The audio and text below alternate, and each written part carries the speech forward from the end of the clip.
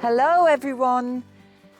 Hello, I hope you're all having a lovely day. And I'm just in the polytunnel because I'm about to pick some mullein flowers. And while I do that, I may as well talk to you about mullein because look at it, it's fantastic.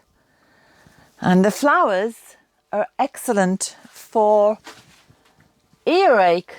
So I'm going to harvest them into my lovely new basket from my friend Heike. She's always making things that come in so handy.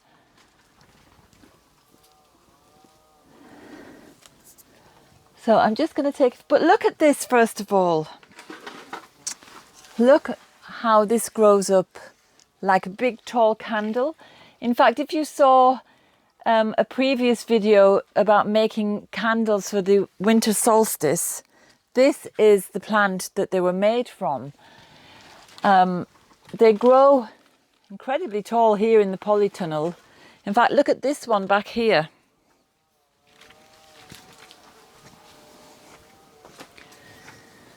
This one, it's more than a candle. It's a candelabra.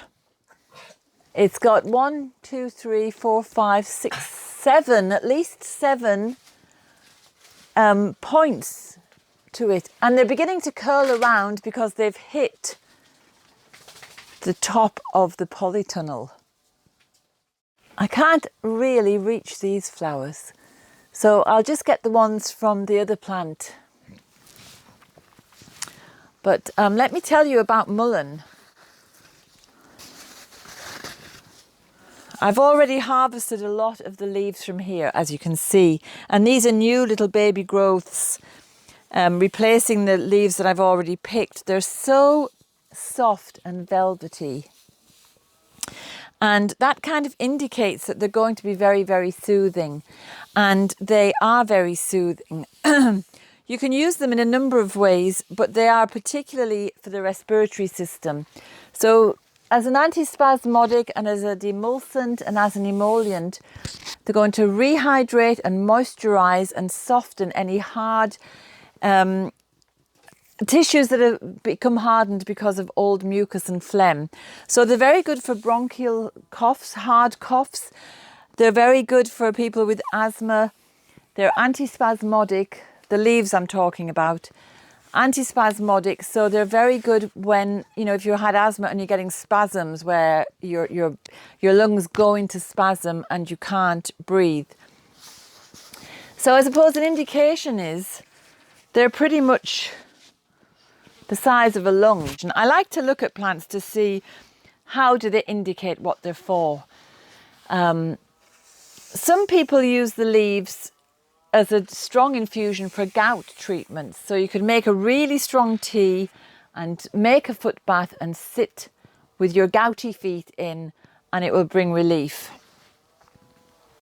Here's a little baby one. Look, maybe it's next to its mother. I don't think so, because these plants are biannual, so they would have seeded the year before last, and this year the plant comes up and we get the little flowers here.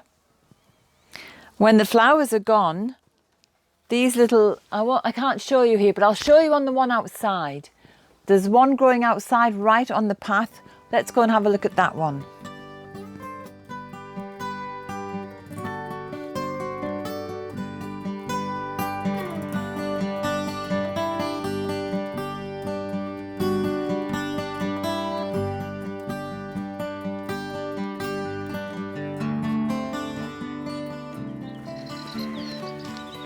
This one, or two plants here actually, they're growing outside. They're not as tall as the ones in the polytunnel because they don't have the heat. But actually the flowers are much more beautiful on these. In fact, you can see that they're quite a large flower. Look. So mullein is widespread across Europe and Asia and North America, and it grows on waste ground. It grows anywhere really. It likes dry soil. Here in Connemara, apart from our polytunnel, which is moist and humid, it does grow along the roadsides, and you will see it. It's like a one of its folk names is Our Lady's Candle, because it's just like a beautiful tall candle with all the yellow flowers, I suppose, like drips of wax. But it's such a fantastic herb for the respiratory system that if you can get your hands on some, definitely get it. Throughout the season, you can just take the leaves, just pull them off, and I dry these. You could use them fresh if you wanted to make a tincture, but I make a tincture of the full plant, which I'll talk about in a second. So if you want to make tea with these, you can use them fresh, or you can dry them and then chop them up and make your tea leaves. And it just looks like a ball of fluff. So when you feel it, it's so soft, you know that it's going to be very soothing for the lungs. One thing about them, if you make tea, although they feel soft and fluffy, they do have some tiny, tiny little hairs, and those hairs could be irritating. So you'd have to strain your tea just to get those tiny hairs out. In fact, the hairs are quite irritating, and people would have used the leaves as a blusher because it would just rub their cheeks a little bit pink in the olden days. But it is fantastic, very soothing for the lungs. Some people smoke them because the smoke can go in and soothe inflammatory conditions in the lungs.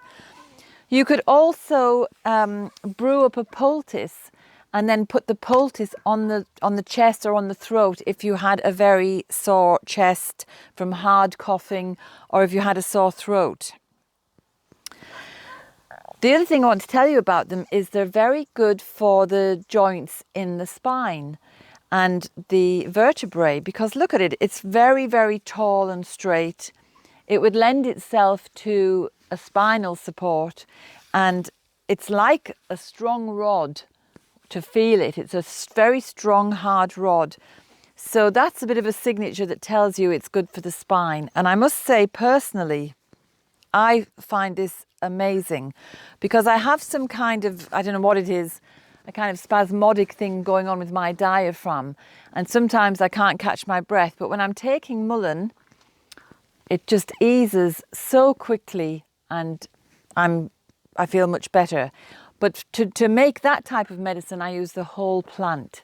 So I'll just show you this one over here that I've pulled up already. This is one plant. I pulled it up from the polytunnel because I just had to have the room to put vegetables in. This is one plant with multiple stems. I'm saving this, and I'll save the others as well, to make candles for next winter solstice. But why I've pulled it up as well is because I like to take the root, because that's the part that I use for my diaphragm. And also I would use it for people who have back pain, you know, with the joints that might be inflamed. So I've taken the root from this. I'll take the roots from the other plants as well when they come up. But I tincture them with the leaves and with the flowers so that I have a whole plant tincture, a whole plant medicine. And I really do find it very effective. Look at that, the way it's curled around because a breeze twisted it. It's just incredible. Look. And the way it curves around because of the wind or the breeze, it's always trying to right itself again. So you see, it's curved, but it's starting to come up straight again, because that's the way we should be. We should be standing tall and straight, and that's what mullein teaches us. So I'll just go over again. You can use the leaves as a tea to relieve bronchial coughs or asthma or other respiratory problems. You could smoke the leaves, particularly if you're trying to get off cigarettes. You could smoke these leaves and they'll relieve the lungs, and obviously you will hopefully lose your addiction to nicotine. You can use the flowers. The flowers are infused into olive oil, and after 6 weeks, strain them out, and then 1 drop into the ear if there's any earache. Very good for children, very gentle, very rapid to take effect.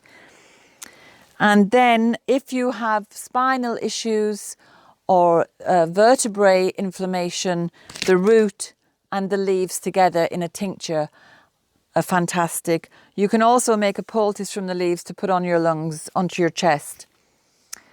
And then when you've used all those wonderful parts of the plant, you can pour a little bit of old candle wax over this part, and you've got beautiful, I don't know what, they're called candles, but they're like a flare when you have them lit. If you look at the video from last winter solstice, you'll see what I mean. So we're just so fortunate, getting so much from one plant.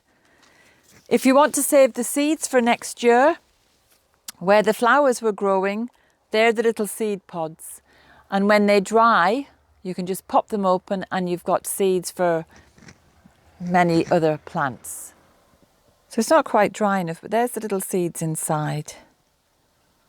And you can just scatter them in your garden and they will take off. But it is a biannual, so you won't really see anything until this. In the first year, you'll see a little velvety rosette, which is kind of flat to the ground. And then the second year, whoop, it puts up the spike, and then the flowers come out, and then you have a plant like this. I mean, look at it, from one little seed. So next time you're out walking on a country lane, keep your eyes open for Our Lady's candle, also known as mullein, also known as the candlestick flower. It looks like a candelabra as well. And enjoy using it. Remember to harvest kindly, and I'll see you next time. Thank you so much for watching. Thank you for all the lovely comments. I haven't been able to reply to every single one because there's just so many and I'm busy, but I do appreciate them all. And I hope you have a lovely week until I see you again. Bye.